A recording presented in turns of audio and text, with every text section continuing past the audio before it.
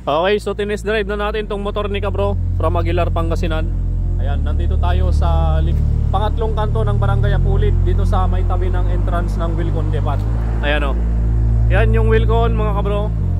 And then yung entrance ng Wilcon, yan lang mismo. Katabi ng kanto na papasok dito sa ating laboratorio sa likod ng Wilcon.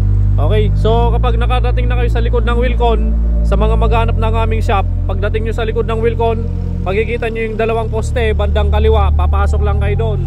And then dire-diretso lang kayo sa ilalim ng mangga. Okay, so yung mga ginamit nating materials dito, dala-dala ni Kabro, mga Kabro. Okay, sigunyal, cylinder block, cylinder head, pang Skygo 175, valvula, stud bolt, push rod, pang gilid set, mga Kabro. So yun yung mga dala-dalang materials ni Kabro.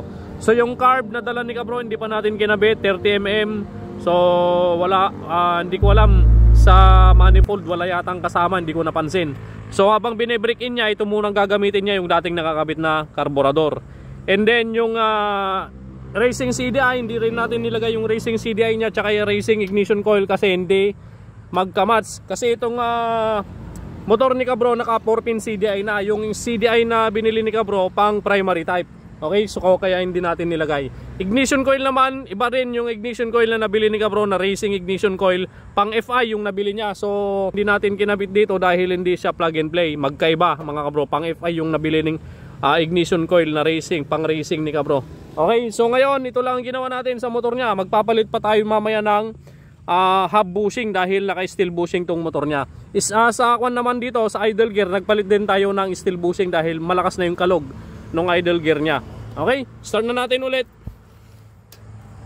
Yan, push button. Alright. Yan yung andar niya ngayon mga Kabro. Nakapanggilid na rin to ng pang 155, yung mga replacement lang. Yan, so mamaya magre-readjust pa tayo dito, valve clearance ulit for the final, tapos makakauwi na si Kabro. Alright, yan o.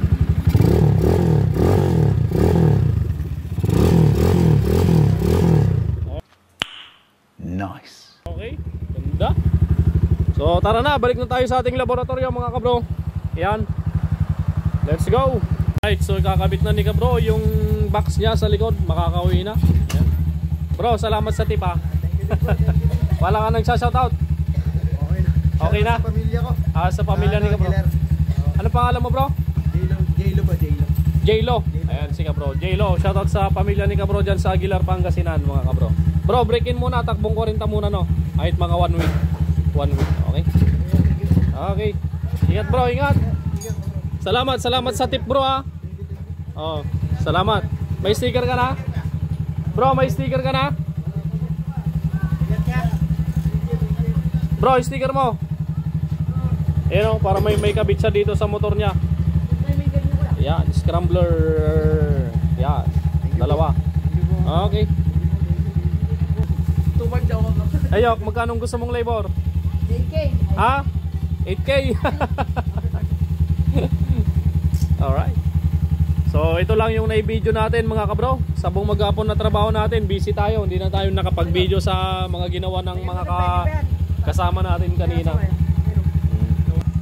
Iyan o, scrambler. Ayos, smooth. Okay bro, ingat. Sarap patakoy ng motor niya. Okay, bukas sarado po kami mga Kabro. Magpapabinyag si Brother Fern. Yan, magmamakdo kami sa Jollibee. Okay. So sa mga pupunta, baka hindi nyo kami madatnan dito, nandun kami sa McDo, punta na lang kayo doon. Magkikain na rin kayo. Alright. So salamat. God bless.